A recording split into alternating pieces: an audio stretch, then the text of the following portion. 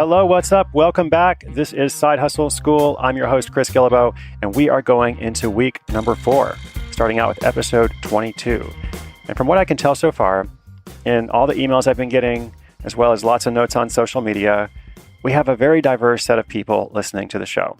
And that's great because as I put this together over the past 6 months, I knew I wasn't interested in pursuing or targeting a particular demographic.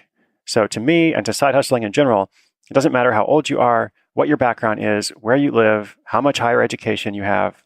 And especially when it comes to putting your hustle together, none of those traditional demographics are prerequisites or barriers to entry. So if you do have a college degree or an advanced degree, that's great. It's not irrelevant at all. It's just not required. No one really cares about formal qualifications in the world of hustling. So if you think about the stories you've heard so far, you can see how this fact shines through.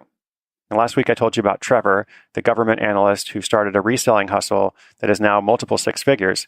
I assume Trevor has a college degree, but I don't really know, and it doesn't really matter. It's not relevant to the story, to the hustle, the project he's put together that's now earning a lot of money. So those things aren't super important, but good hustling does require resourcefulness. It requires the willingness to think differently and then to act on that, to experiment. And so when I set out to think about you, my ideal listener, I didn't think about traditional demographics at all. I thought about this shared value that we have of wanting to create more freedom and opportunity in your life, even in the midst of everything else that's super busy. Even in the midst of all the other commitments you have and obligations, everything that you learn is constructed with that value in mind, that value, that desire of creating more freedom. And that's why I like today's story, which is all about how a high school student started a holiday pop-up shop at a mall and made more than $7,000. Brianna Faith lives in Victoria, Canada. Her day job is as a high school student. Now, as many of us can recall, being in high school or being a teenager in general can be emotionally difficult.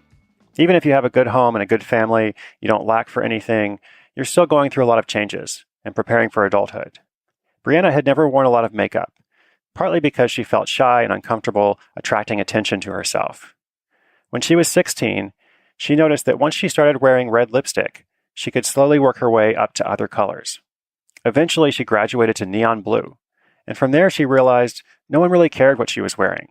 There wasn't a lot of judgment or anything negative, and she felt like she could finally be herself. Brianna had been interested in entrepreneurship since an even younger age, so this observation about bright and bold lipstick colors led her to a mission. She wants other people to feel confident and choose bold cosmetics and not be afraid to show their passion. Last fall, the holiday season was coming around, and her initial idea was to create a wholesale business. But then a mentor of hers who had a bit more experience showed her how the world of consignment worked. And that's when she realized she wouldn't have to wait until she was older, had been to college, she wouldn't have to raise a lot of money. She could actually begin experimenting with real-world sales almost immediately. Brianna started asking around, and through another business friend, she was able to get a small, unoccupied retail space in downtown Victoria for a whole month where she could operate a pop-up store. Since she was selling cosmetics and other items on consignment, and the space was free, her costs were extremely low. She spent about $200 on a small amount of decor, some stationery, and signage.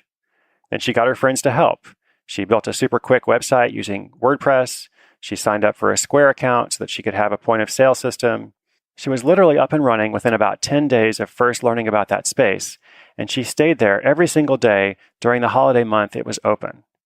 And thanks to lots of shopping during that season, by the end of the month, she had cleared a profit of more than $7,000, $2,000 of which she donated to charity.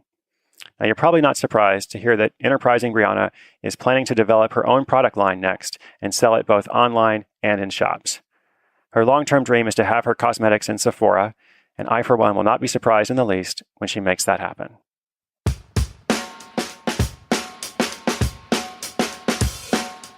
Okay, so like we've seen with a lot of our stories, Brianna's success begins from recognizing that something she wanted was something that other people might want too. She had that vision, that mission, and instead of just recognizing or noticing that, she took action on it and ended up having a tremendous first hustle experience in opening that pop-up shop. And also, and this is kind of what I want to highlight here and focus on, she worked really hard. I asked her, you were there every single day, like how long, how'd that work? And she said, basically, I was there all day, every day, except one day in the whole month from 7:30 in the morning until 8 o'clock in the evening. And then when I got home, I answered emails on my computer and I got ready for the next day. I often went to bed around midnight. Now, remember, Brianna is a high school student. This was her holiday break. So this kind of schedule is probably not sustainable in the long term, working all day, every day from morning to night. But that's okay. It was a holiday pop-up shop, which is by nature only open for a limited amount of time. And it was also a major opportunity for Brianna, and she was thrilled to do it. So she didn't back down from that commitment. She said, I'm going to do it. I'm going to do everything I can to make it succeed. So I love that kind of work ethic. And when I think about side hustling, it's not about doing something that is always super easy. Starting a hustle is about investing in yourself. It's about saying, there might be some sacrifice involved in this process. I might actually have to get up early or stay up late, not every day like Brianna did during that month, but for a time. And I think that's totally okay. And I think if you believe in that, that's what's going to lead to your success. So a lot of what we talk about in Side Hustle School is how to start your hustle in a limited amount of time, not a full day of working, every day for a month, morning to night, because I know you're busy with all kinds of other stuff. But sometimes it's also great to go all in for an opportunity whenever one presents itself, like we heard here. You might just find yourself with a holiday pop-up shop and a $7,000 profit.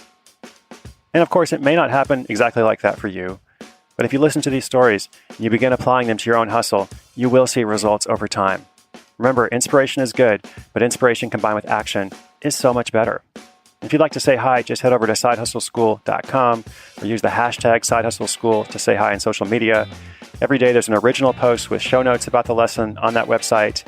And you can also get a free 5-step hustle course and learn about some of the workshops that I'm planning across the US and Canada.